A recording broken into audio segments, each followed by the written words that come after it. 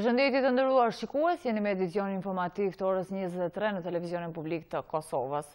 Ka vazhduar edhe sot debati lidhur me zhvillimet në Prokurorinë e Shtetit pas dorëheqjes së ish prokurorit special Eles Blakaj. Kryeministri Ramush Haradinaj përmes një letre u është drejtuar zyrave diplomatike të akredituar në vendin tonë, të cilave u ka shpjeguar për krajën e qeverisë për hetimin e listave të veteranëve. Haradinaj po ashtu ka publikuar dhe letrën e përgjigjes ndaj kërkesës së prokurorisë për lejimin e hetimeve në zyrën e tij. Pas kryeministrit erdhën reagime nga Këshilli Prokurorial dhe kolegët e Blakajt. Kryeministri i vendit Ramush Haradinaj ka vazhduar të merret me ish prokurorin special të dorëhequr Eles Blakaj.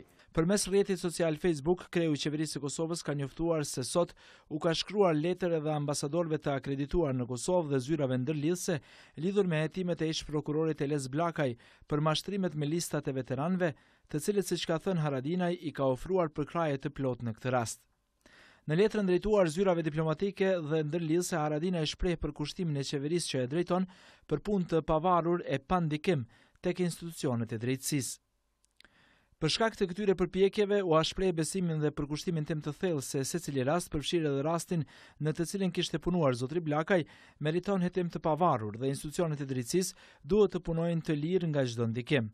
Fatkeqësisht individët si zotri Blakaj, duke manifestuar protagonizëm të rrajshëm me sulmet e tij ndaj drejtësisë kosovare përmes mediave, tentoi të rrezikojë përpjekjet për forcimin e sundimit të rendit dhe ligjit në Kosovë.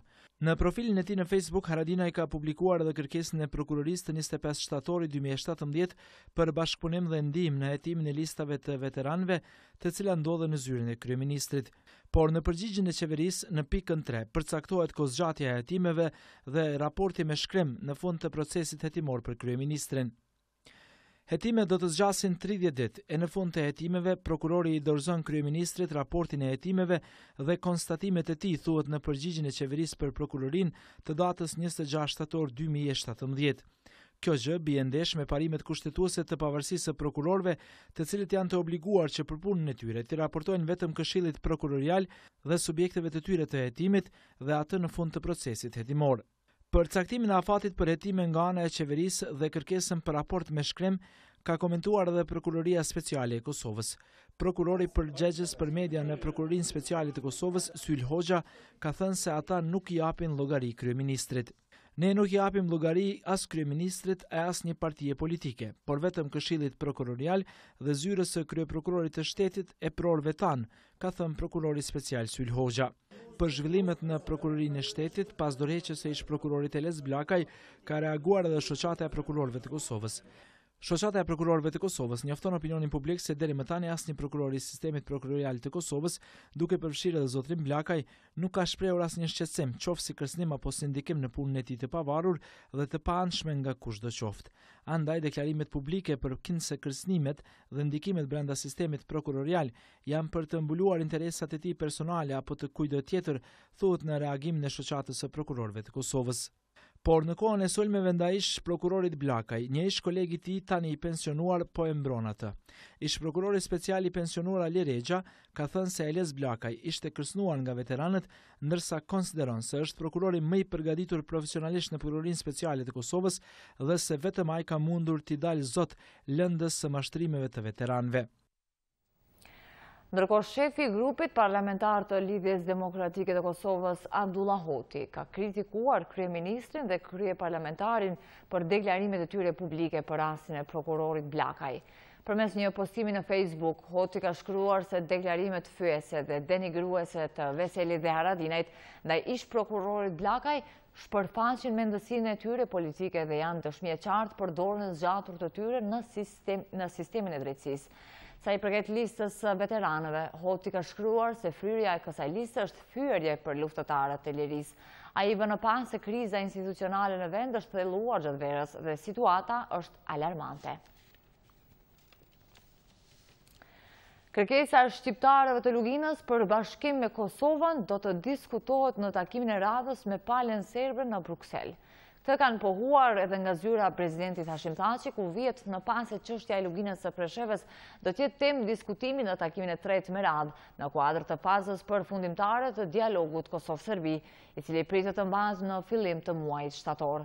Në një postim në Facebook, presidenti Thaçi ka shkruar se qëndrimi i tij është i qartë, jo ndarje, jo shkëmbim, po korrigjimi të kufirit ndërmjet Kosovës dhe Serbisë për të mundësuar bashkimin e Preshevës, Bujanocit dhe Medvegjës me Kosovën. Muaji shtator pritet të jetë vendimtar sa i përket dialogut final me Serbinë, por në temat siç është korrigjimi i kufirit, presidenti Hashim Thaçi ka mbetur i vetëm, pasi as partia e kryeministrit nuk po e përkrah në këtë temë. Analistët thonë se pas deklaratës së kancelares gjermane Angela Merkel, edhe presidenti duhet të ndryshojë qëndrimin.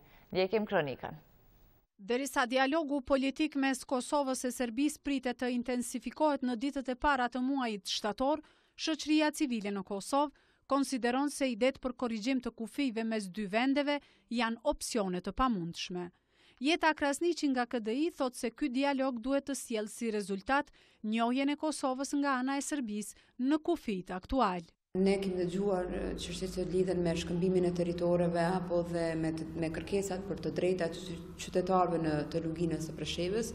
Ne nga fillimi kemi mbajtur qëndrimin që qytetarët shqiptar, pra komuniteti shqiptar që jeton në luginën e Preshevës, të drejtat e tyre duhet të respektohen maksimalisht dhe kanë të drejtën që të kërkojnë edhe reciprocitet me të drejtat e komunitetit serb që jeton në Kosovë, dhe kjo duhet të bëhet edhe me anë edhe BE-s, pasi Serbia është duke shkuar drejt Bashkimit Evropian dhe BE-ja duhet të përdorë këtë kartë. Ndërsa analisti Imer Mushkolaj vlerëson se deklarimet e kancelares Angela Merkel për mos ndryshim të kufive në Kosovë kanë ndryshuar edhe qasjen e presidentit Thaçi, i cili disa herë nëpër konferenca për media proklamonte idenë e tij për korrigjim të kufive. Gjithçka ndroi pas deklaratës së kancelares Merkel, e cila bëri të qartë se nuk do të ketë ndryshim të kufive në Ballkan. Pra ishte një deklaratë shumë domethënëse, edhe një mesazh i qartë edhe për presidentin e Kosovës, po edhe për presidentin e Serbisë që të mos futen në aventura të tilla. Natyrisht se zoti Thaçi mund vazhdoj që ta promovoj këtë ide, por siç po shihet ai nuk po gjen mbështetje as në spektrin politik të Kosovës, madje për idetë e tij ai nuk ka gjetur mbështetje as te partitë në koalicionin qeveritar, as te ish partia e tij, pra te Partia Demokratike e Kosovës. Ideja e presidentit Thaçi për korrigjim të kufive mes Kosovës dhe Serbisë deri më tani nuk ka gjetur mbështetje tek spektri politik në vend, sidomos tek opozita. Së fundmi edhe kryeministri Ramush Haradinaj ka thënë se nuk e mbështet presidentin Thaçi në idetë për ndryshim të kufive, e si rrjedhoi, presidenti Thaçi duket se ka mbetur vetëm në këtë ide.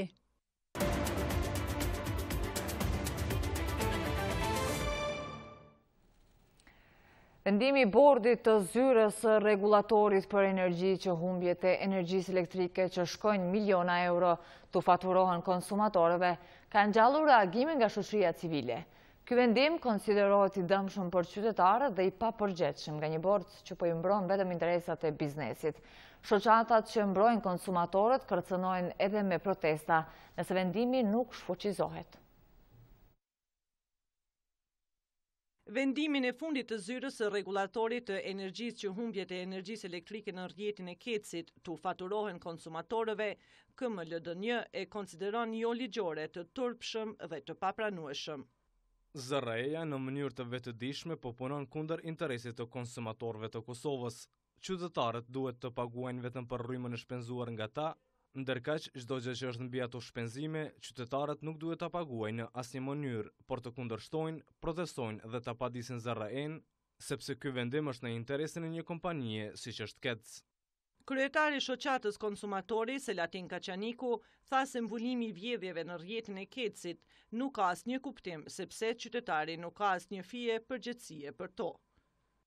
Po na detyron që ne të rebelohemi dhe mos ta paguajmë asnjë faturë. Kundër vendimit të ZRE-s ka reaguar edhe konsorciumi kosovar për zhvillim të qëndrueshëm KOSIT.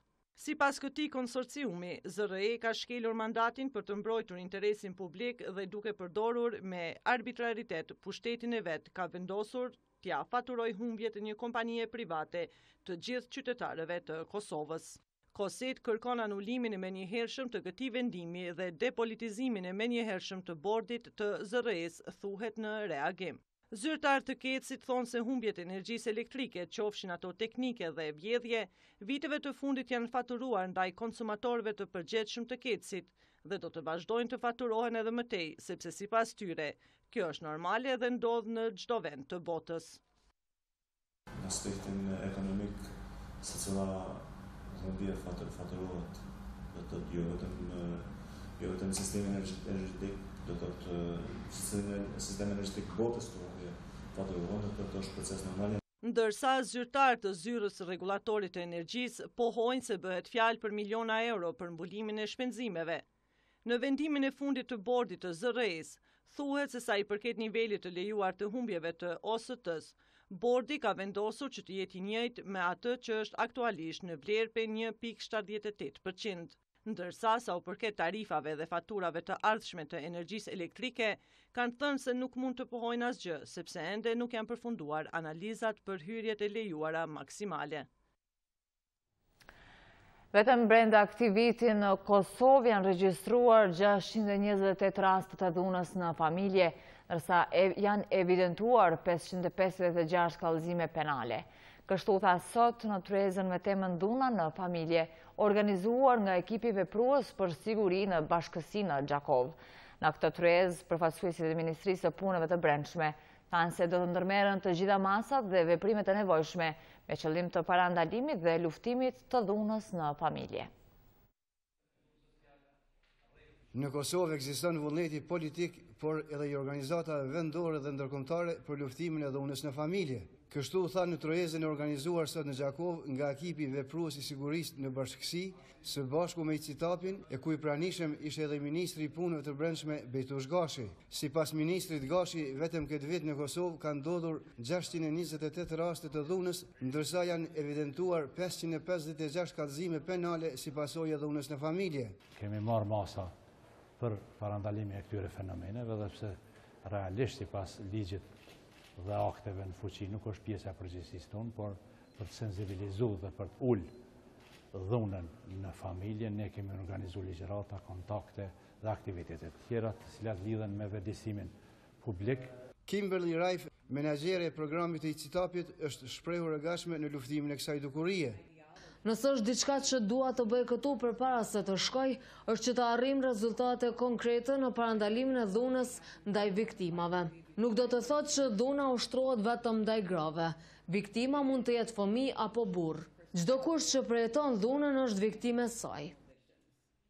Drejtori i Drejtorisë Rajonale të Policisë në Gjakov, Ahmet Hasi, tha se policia e Kosovës në çdo kohë është në funksion të parandalimit të dhunës në familje. Ju siguroj se policia e Kosovës çdo herë është e gatshme dhe përkushtuar për luftimin e të gjithave vepra penale me aksent të veçantë të dhunën në familje me qëllim të rujtjes së jetës së qytetarëve dhe vlerët të tyre në përgjithësi të shoqërisë. Ndërkaq, sipas koordinatorit të ekipit veprues Bedrit Sahani, dhuna zgjidhet në partneritet, prandaj është obligim të gjithëve në parandalimin e saj. Kalojmë në një kronik problemore. Në një fshat të Llapit, banorët janë në hall me hajnat, të cilët po vjedhin shtëpi e lokale të Sibovcit. Banorët po detyrohen të bëjnë roje natën, ndërsa kanë lemëruar edhe policinë. Sipas tyre, hajnat janë të armatosur e të maskuar dhe po paraqesin rrezik edhe për sigurinë e tyre. Banorët e fshatit Sibovc të Podevës tash disa javë janë në hall të madh nga hajnat. Ata thonë se po detyrohen të bëjnë roje natës sepse një grup i hajnave prej 5 e më shumë vetave të armatosur dhe të uniformuar po i terrorizojnë banorët.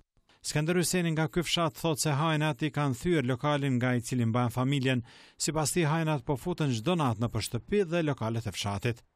Këta nuk janë hajna, janë të armatosur. Janë grup kriminal. Na do të më punu të ditën edhe më rrugë gjithë natën për ty në qysh. Ku e policia, ku e shteti? Dhe dalin mujnë malet sen si bas që kanë mindzon hajnat se kanë kërkun Kosovë. Nëse dunë, mos dashin dhe të najdon na merren vesh me ta. Edhe banorët e tjerë ndihen të pasigurt në shtëpitë e tyre. Ata kërkojnë nga autoritetet e sigurisë dhe ato komunale që të veprojnë kundër kësaj dukurie. Jo i të shmetit jem, kur dalin, s'ka kur gjë hiq, e thret gruja milicin erdhen, tha jo më jenë kon hajna, ha qa me bëtash? S'ka në forma, po veshen, të në format. Se cili me vese, me tut, me... Po më me rujt, pas po më në rujt, të saj po i din rëthonat e po i din kushtet kur me hi me dhije dhe kur me besat dikun edhe të kërsnohë në sene. Edhe ata tash nuk jeshtë sigurt me dalë, që këtë kalzën motën e koqë aty, që të jenë gjim, edhe gruja dalë, ka njës me forëzër me telefon, ka thonë, vesh livrit kujtohë, hiq. Kur kanë bo me dalë, një shamis ta gratë që kanë donë që kështu, ishtë munja 200 mark, ishte një gjithë të bëtë.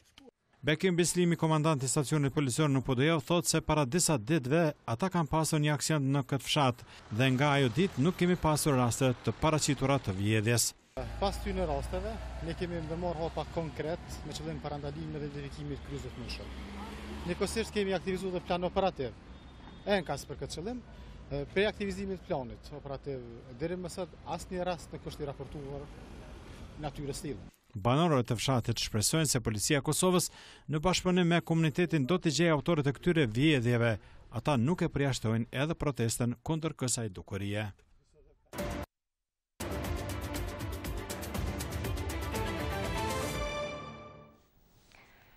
Në 19 vjetorin e rivarimit bashkëluftëtar, familjar dhe qytetar të ardhur nga viset e ndryshme të Kosovës dhe rajonit kanë nderuar veprën heroike të 116 dëshmorëve të rënë në betejën e Kosharës. Të pranishmit u ndjen krenar me heroizmin e dëshmorëve të kombit, palë të cilëve Kosova sot e gëzon lirin.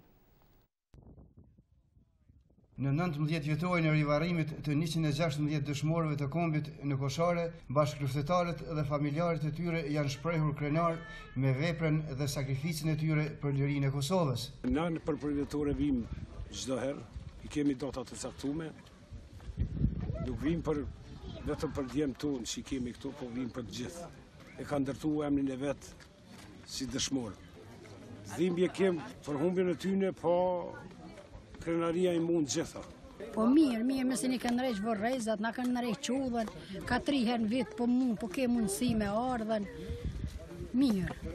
Dhimbje në kemi gjithmonë shpirt, jemi krenar që kemi pas kësi djemë, që kanë dhënë jetën për lirinë e këtij venit, për të mirat e këtij venit. Më 23 gusht të vitit 1999 në Koshare janë rivarosur 116 dëshmorë të lirisë, të gjithë pjesëtarë të brigadës 138 Agim Ramadani të ushtrisë çlirimtare të Kosovës. Qeveria ka ndarë fond emergjent për mamushën pas dëmeve që ju shkaktuan nga shiu ekonomive familjare dhe bujqëve të kësaj ane. Pas takimit që kreu i ekzekutivit pati me kryetarën e kësaj komune dhe deputetët e kësaj ane, u vendos që qeveria t'i marrë obligimit e veta në bazë të vlerësimit të ekspertëve të komunës, Ministrisë së Bujqësisë dhe asaj të infrastrukturës.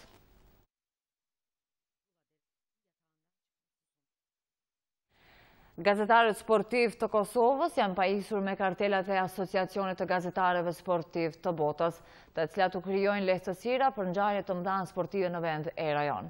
Në një konferencë për media që ka mbajtur shoqata e gazetarëve sportiv, është diskutuar edhe për ndeshjet që reprezentacioni i Kosovës do t'i luajë në Ligën e Kombeve. Për hollësi të ndjekim kronikën. Shoqata e gazetarëve sportiv të Kosovës sot ka mbajtur konferencë për media ku ka prezantuar projektet e fundit. Gazetarët sportiv kosovar janë pajisur me kartelat të AIPS-ës, Asociacionit të Gazetarëve Sportiv të Botës, ku tashmë janë regjistruar 114 gazetarë të sportit nga Kosova. Antarja e bordit të SHGSK-s Genta Cana deklaroi se numri i antarëve në këtë shoqatë çdo vit po rritet. Vitin 2015-2016 kanë qenë gjithsej 90 kartela pra për gjithë gazetarët sportiv, po që në vitin 2018-2019 kjo shifër pra ka arrit në 114. Pra 114 janë gazetarë sportiv që janë të regjistruar. Një e vërtet është që shoqata gazetarëve sportiv të Kosovës çdo vit po rritet, edhe po e prezanton pra vetën edhe gazetarinë sportive në vend, po si edhe jashtë vendit. Është hera e dytë që shoqata e gazetarëve sportiv të Kosovës shpërndan falas pra këto kartela në mënyrë që të ketë qasje në stadiume apo edhe palestra sportive të Republikës të Kosovës. Sekretari i shoqatës Arlin Sadiku foli për udhëtimin e gazetarëve që do ta bëjnë në Azerbajxhan, ku reprezentacioni i Kosovës në futboll më 7 shtator do të fillojë garën në Ligën e Kombeve në përballjen si mysafir i Azerbejxhanit. Arsye tjetër pse jemi mbledhur sot këtu është edhe udhëtimi që do të bëjnë gazetarët e sportit në Azerbejxhan. Faktikisht ne kemi rënë dakord me Federatën e Futbollit që të heqë shpenzimet e udhëtimit për 10 gazetarë, por nuk është përmbushur numri, fatkeqësisht 7 gazetarë do të udhtojnë. Ndërkohë AIPSA do të ndajë në shtator shpërblimet për më të mirët e vitit, ku mund të konkurrojnë edhe gazetarët kosovar me materialet e tyre. Ndahet në 5 kategori dhe secila kategori ka nga 3 fitues. Për fotografi, për gazetari të shkruar, për video, për audio dhe për web blog gazetari. Do thotë vendi i parë në secilin kategori ka $8,000 shpërblim, vendi i dytë $3,000 dhe vendi i tretë $2,000. Pas konferencës, gazetarët janë pajisur me kartelat e AIPS-ës. Mbesim edhe me një informacion nga sporti. Indikacionet e para të zyrtarëve të UEFA-s janë që stadiumi Prishtinës Fadil Vokri i plotëson kriteret si stadium i kategorisë 4. Përmes një komunikate për medje, Ministria e Sportit njofton se pas pranimit teknik dhe certifikimit nga UEFA, stadiumi do t'i dorëzohet komunës së Prishtinës si pronare për të vendosur më tepër procedurat e menaxhimit. Pas takimit të ministrit Gashi me kryetarin e Prishtinës dhe kryetarin e Federatës, është arritur pajtimi që ndeshja kampionale mes Prishtinës dhe Drenicës e parapar për 2 shtator të luhet në stadiumin Fadil Vokri dhe të shërbej edhe si lojë 2 testuese para ndeshjes që do ta zhvillojë reprezentacioni i Kosovës.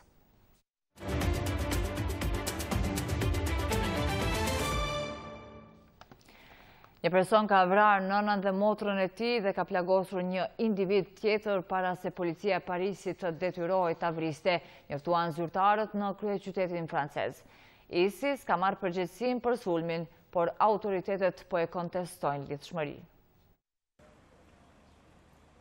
Autoritetet në Paris ka njoftuar se forcat e rendit kanë qenë të detyruara ta vrasin një burr, i cili me thik kishte vrarë nënën dhe motrën e tij dhe kishte plagosur një individ ende të paidentifikuar. Sipas njoftimeve mediale, i dyshuari së pari sulmoi viktimat para shtëpisë së tij dhe kur u paraqit policia, ai hyri në shtëpi, vetëm që të paraqitej disa momente më vonë duke sulmuar forcat e rendit me thik dhe duke i detyruar policë që të hapin zjarr, edhe pse disa raporte thonë se sulmuesi pak para se të vriten nga policia, kishte brohoritur Allahu Akbar. Zyrtarët kanë bërë të ditur se incidenti momentalisht nuk po trajtohet si sulm terrorist dhe se sulmuesi ka pasur histori të problemeve mentale. Autoritetet gjithashtu thanë se edhe pse ISIS përmes internetit deklaroi se sulmuesi ka qenë ushtar i kalifatit, organizata nuk ka ofruar asnjë provë për këtë.